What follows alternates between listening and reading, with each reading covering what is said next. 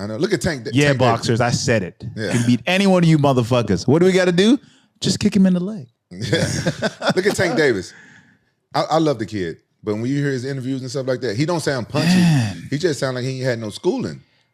I don't want to knock on anybody, man. I'm not knocking on Tank Davis. I'm a fan of Tank. Yeah, no, I am. You I like am. Tank though. Listen, I like Tank. I'm a fan of him. I think he's a good fighter. And then we have these other boxers and stuff. A lot of them talk well, but then you can tell they took too many punches. Like, You're right. I think another part of it too is your surroundings, because there's an accent certain people have. You know, I go deep Texas. I'm like, man, I know we're the same skin color, but what the fuck did you just say? You know, it's like, yeah. So what was the training like to fight Le'Veon Bell? Like, did you have to go to a boxing? honestly, my coach had to tell him to slow down because you're MMA fighter. I got to do all this other shit. Yeah, and he was like, bro, this is just boxing.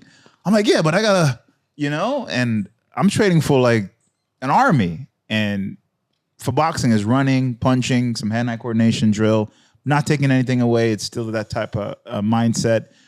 But as an MMA, I had to kind of shift a little bit and to kind of smoothen out a little bit. And, my coach was telling me some game plans, and I was like, this dude's a football player. I don't need a game plan. And he was like, yeah, you can't go in like that. And I said, listen, I'm going old school. Marvin Hagler and Tommy Hearns. You remember that fight? Yeah. That first 3 minutes? I'm like, I'm just going to walk this motherfucker. And of course, a lot of the commentators, they didn't understand it. And, well, we know he's new from MMA. But I was like, I'm just going to walk at him, pressure him, and force him to shut down. That was my game plan. And not to take any disrespect to him. He's a great guy. We actually bonded when we were doing the interview. And I was like, after? Before. Because I was like, this is a nice guy. Fuck, I can't even talk shit. And we both just kind of just like, hey, man, thank you. I gave him respect from coming from football. It's a totally different type of mindset. He was confident. I wanted a challenge. So when I went out there, I'm just going to walk at him. And that's what I did. How'd the fight go? I won. I thought I would have lost because, boxing, they fucking be rigging shit. So I was like, you thought you lost when it came to decision. Yeah, I was like. It went to decision? Yeah. Because if I had knocked him out, I negotiated an extra purse if I knocked him out. So I was really trying. But this motherfucker had a chin. He really had a chin. And I was like, wow, he's tough. So. Would you do boxing again? I would. Actually, I would fight Mike Perry. I would do it, man. Yeah, don't go there. Bare knuckle? I would dabble in bare knuckle. I would. Just because he was talking some shit. What did he say?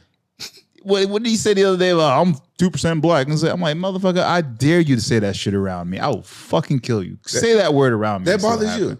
Not bothers me, but the way he's talking about the privilege of it, I was like, all right, motherfucker, you didn't get no black card to say that shit. So that's one reason, of course. But he was coming at me the other day, Chael was talking, hyping him up, something, and I kind of sent an emoji. Nothing bad. I just sent him one of these, And then he came at me like, I was like, bro, what are you doing? I have your number. You could have texted me this. No, motherfucker, you just trying to put me down. I was like, you sound like an angry black man. What the fuck is wrong with you? Oh, don't give him the credit, though.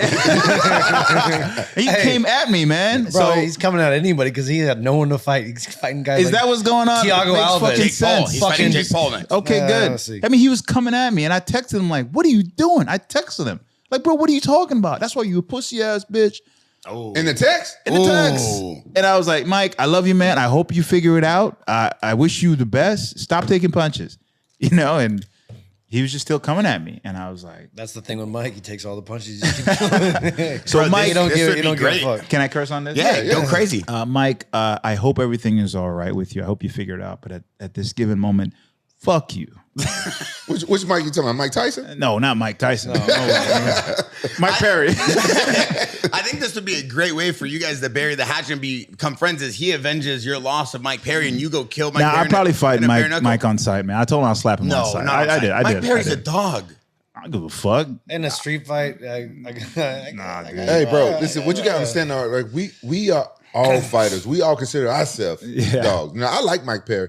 And, it don't bother me when people say nigga. I don't give a fuck who said it because if this is me personally, if that's his own right to get upset. But I feel like as a black person, if we didn't want people saying nigga, we wouldn't be saying it in our songs. You 1,000% correct. But here's the thing, though. Here's my line. It's the context. You can sing it in a song, but the moment how I know you're using a derogatory towards me, then I'm like, oh, okay, we're going that route. No problem. Looking for a nigga? Nigga here. Yeah, That's just Hey, me. you can't use it in a song. You Wait, can't sing it in a song. No, yeah. Imagine Wonder Boy singing in a song. yeah. It don't bother. Imagine what. Wait, Mike I Perry wouldn't said even that be mad to at you? Wonder Boy. I'd be like, bro. Mike Perry said that to you? No, he didn't say it to me, just but said- you know, remember that thing that came out? He was like, "I'm just found out I'm 2% black, so I'm a nigga or nigga." No, yeah, some he shit said like He that. can, Shit, he can say it. For me personally, but I know exactly what you're talking about. I had a friend in high school when I started wrestling. We moved to a different part of Memphis. It was my first time like getting to know white kids from the part of Memphis I grew up in. We only had like white teachers and one white student. It was a girl, Angie. Never forget her. Then I moved to Raleigh, and it was half white and half black. Yeah. My first time being around white kids, and this white kid was saying nigga all the time. Nigga, this. Yes, I a didn't culture, give- man. Yeah, I didn't give a fuck. And then, but one time, we got in an argument with something, and he said a derogatory, called me a nigga. Yeah. And I slapped him, smacked the bitch out of his motherfucker. That's the difference. And he got confused. And I'm like, yeah, man, listen, you can say nigga all you want, but you don't be. Yeah, it's how you use it. It's how What do you you mean use you it. got how you use confused? it. And yeah, and then, yeah, he Say got it like confused. that. I don't care what. Yeah, he In was the last confused. 30 years, I he thought say I was anything one like of y'all. that. Yeah, I thought I had the card. Like, hell no, nigga.